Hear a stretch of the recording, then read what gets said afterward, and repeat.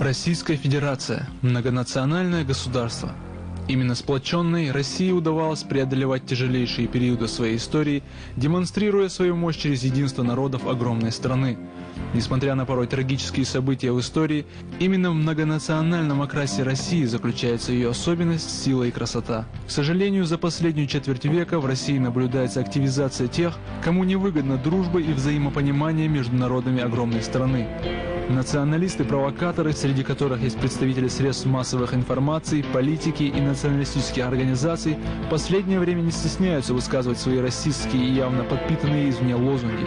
На протяжении многих лет они заняты лишь одним делом – разжиганием межнациональной розни, пытаясь навязать россиянам расистские убеждения и представить в глазах обывателя образ кавказца или другого представителя национального меньшинства как единственного врага, от которого исходят все проблемы общества. Провокаторы используют самый легкодоступный и наиболее подверженный губительным убеждениям материал для достижения своих целей – молодежь. Именно их неокрепшим умам проще всего навязать идею «понаехали». В России все чаще и чаще случаются вспышки межнациональной розни. С помощью заинтересованных лиц рядовой конфликт приобретает национальный окрас и превращается в главную новость определенных информационных источников. Именно вопросам межнациональных отношений был посвящен прошедший на этой неделе в Чеченской Республике 9-й Конгресс народов России «Мы, россияне». Тема Конгресса – исторический опыт дружбы и сотрудничества народов Кавказа и России, уроки и перспективы. В мероприятии приняли участие глава Чеченской Республики Рамзан Кадыров, члены правительства республики, представители федеральных и региональных органов власти, общественных объединений, молодежных организаций, деятели науки, культуры и искусства. Общая численность участников – около 800 человек.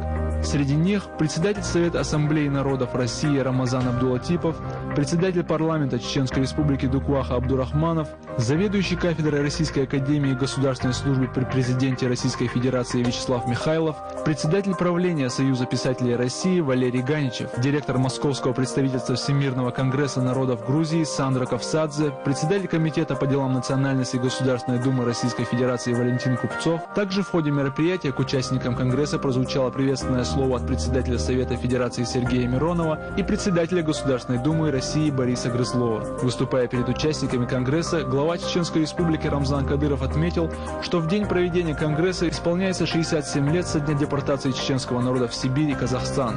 По его словам, люди не должны забывать трагические даты, человечество должно знать историю и извлекать из нее уроки, чтобы подобные трагедии больше не повторялись. Также он отметил, что нельзя жить только одними воспоминаниями о трагических периодах истории. Рамзан Кадыров поздравил россиян с Днем Защитника Отечества и пожелал здоровья, благополучия всем, кто с оружием в руках отстоял независимость Родины, а также всем, кто и сегодня несет нелегкую службу по борьбе с остатками террористов, кто охраняет рубежи России. 23 февраля является трагическим днем истории чеченского народа. В этот день 1944 года по надуманным обвинениям чеченцы были насильственно выселены с родной земли. Это происходило в то время, когда тысячи земляков храбро сражались на фронтах Великой Отечественной войны. Они проливали кровь за Отечество, показывали примеры мужества и давали жизни ради победы над фашизмом. Я считаю, что мы не имеем права забывать трагические даты. Человечество обязано знать историю и извлекать из нее уроки, чтобы подобные трагедии больше не повторялись. Я выражаю свои искренние соболезнования всем, кто потерял своих родных и близких в годы депортации до. Выступая перед собравшимися, глава республики отметил, что во все времена фактор сплоченности народов России являлся главной национальной идеей, как в политическом, так и в духовном плане. Первый президент Чеченской Республики, герой России Ахмад Хаджи Кадыров говорил, что только объединив усилия мы сумеем сделать нашу Родину сильной и процветающей державой.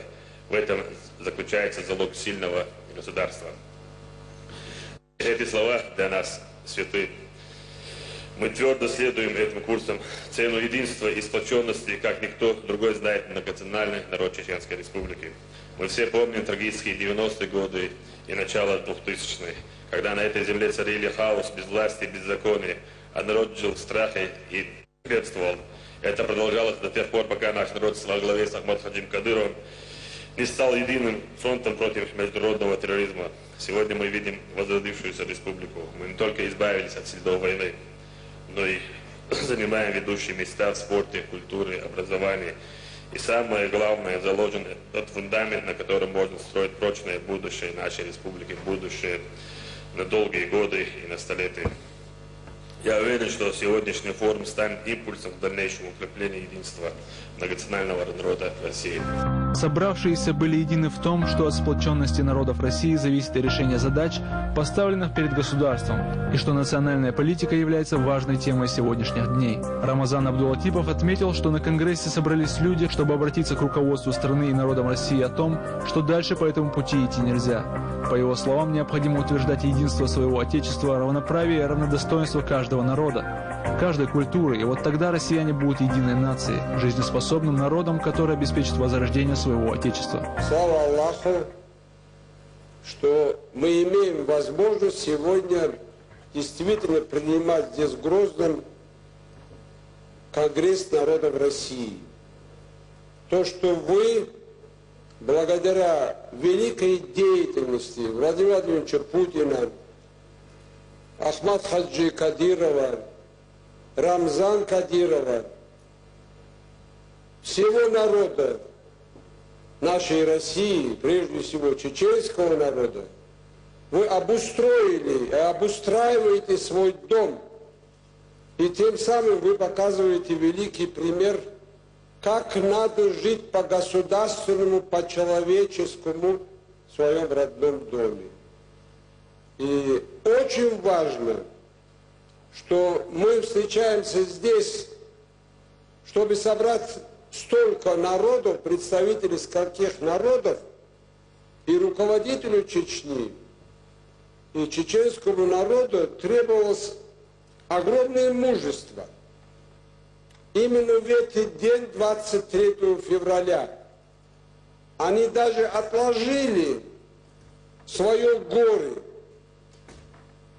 Они именно в этот день собираются и говорят о будущем. Почему в Чеченской Республике сегодня невозможно выступление с национализмом против какого-то народа? Потому что глава республики, парламент, народ говорит: все, мы пострадали от этого, больше этого не должно быть. И прекращает это. Почему мы не можем в государстве обеспечить такое же состояние? Почему с трибуны Государственной Думы у людей хватает совести свергать целые народы? И почему при этом молчат наши депутаты, которые там есть? И коммунисты, и беспартийные, все.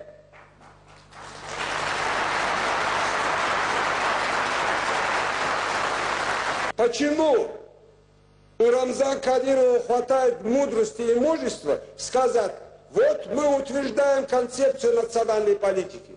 Почему на уровне страны не хватает этого мужества? Также председатель Совета Ассамблеи народов России Рамазан Абдулатипов вручил Рамзану Кадырову награду – золотую медаль Ассамблеи народов России за заслуги перед Отечеством в деле укрепления дружеских отношений народов России. Собравшиеся отметили роль главы Чеченской Республики, председателя Совета Ассамблеи чеченского народа в налаживании национальной политики.